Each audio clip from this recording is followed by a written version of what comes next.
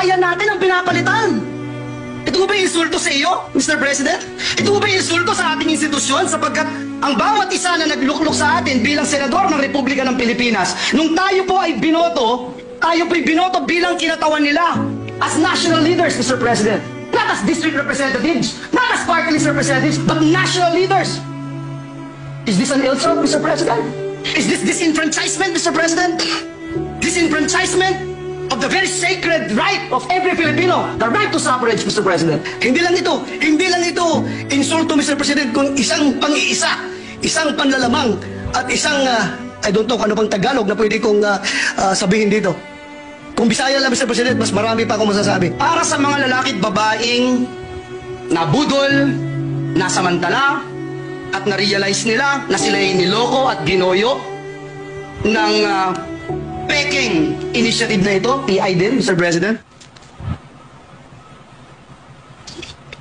After 24 hours, Mr. President, libo-libong complaints, picture ng text messages, picture ng mga aktibidades, Mr. President, ang ating nakalap.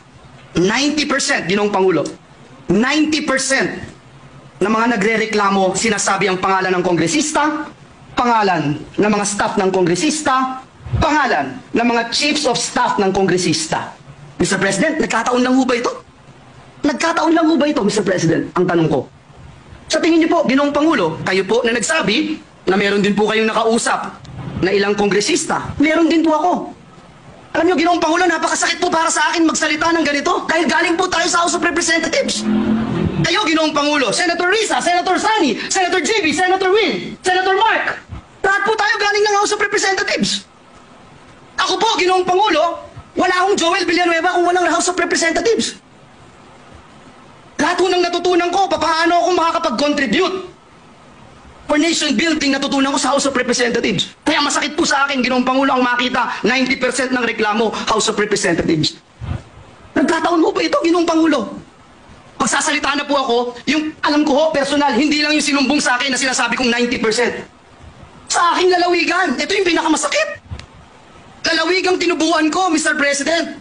20 taon mahigit ang hinintay bago nagkaroon ng representante ang dakilang lalawigan ng Bulacan dito sa bulwagang ito. Tapos may ganito, Mr. President. Nakausap ko yung mga konsihal, nakausap ko yung mga kapitan, nakausap ko pati toda, Mr. President, na ginamit ng mga kongresista doon. Doon nga po sa Hagunoy, pinapirma sila. Sa Hagunoy, Bulacan, hindi alam kung ano yung pinipirmahan. Meron pang iba, sabi, online game lang. Nanalo kang 300 pesos, i-Gcash sa'yo. Bigay mo lang yung telepono mo. Nandito po. At hindi kagaya noong mga nagpalabas ng TV ad at nagpupush ng peking inisyatibo na ito, hindi nila mapinpoint kung sino sila. Handa po ako ibigay ito. Handa akong sabihin kung sino itong mga ito. Ipakita itong mga ebidensya na ito, Mr. President. I'm just wondering, Mr. President, bakit ganito? Nakita ko po si Senator Cynthia Villar, galing din po sa House of Representatives. Bakit ganito, Ginoong Pangulo? Hindi ho ba pagpapalit ng kalye, pangalan ng kalye dito sa Pilipinas, pag pinapalitan po ang kalye, pangalan ng kalye, Ginoong Pangulo, matanong ko po ang ating distinguished colleague, pag pinapalitan po ba ang kalye, pangalan ng kalye dito sa Pilipinas, pagkatapos po bang maipasa sa House of Representatives, batas na po ito, palitan na ang kalye? Hindi pa, Ginoong Pangulo. May Senado pa? Dadaan pa yan sa Senado. Pagkatapos may BICAM, Mr. President, hindi pangalan ng kalye ang pinapalitan. Kaluluwa ng bayan natin ang pinapalitan. Na for almost 40 years hindi ginagalaw. Na for almost 40 years hindi basta-basta pinakikialaman. Bakit? Kaluluwa ng bayan to.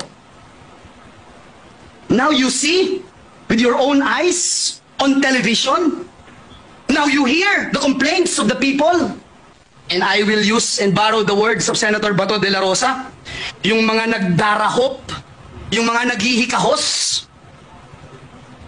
mga nangangailangan ng tulong, nangangailangan ng ayuda ng gobyerno, umaasa sa tulong ng gobyerno, pagsasamantalahan natin para lamang ma-extend ang termino natin, para lamang ma-abolish ang Senado. Mr. President, kung gusto ng taong bayang i-abolish ang Senado, I don't mind. If it is the will of the people, I don't mind.